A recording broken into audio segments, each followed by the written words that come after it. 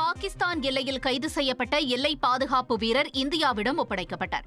பெஹல்காம் பயங்கரவாத தாக்குதலுக்கு பிறகு கடந்த மாதம் 23ஆம் தேதி பஞ்சாப் மாநிலம் ஃபெரோஸ்பூர் பகுதியில் பாதுகாப்பு பணியில் ஈடுபட்டிருந்த பூர்ணம் குமார் ஷா தவறுதலாக எல்லை கட்டுப்பாடு கோட்டை கடந்து பாகிஸ்தான் எல்லைக்குள் சென்றதாக கூறப்படுகிறது.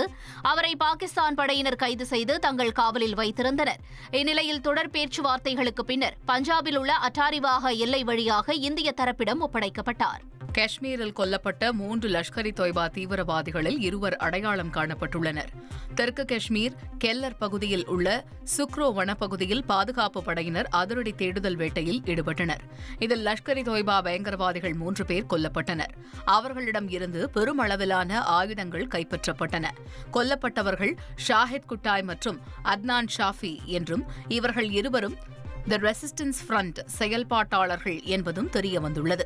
3வது பயங்கரவாதியின் அடையாளத்தை கண்டறிய நடவடிக்கை மேற்கொள்ளப்பட்டுள்ளது.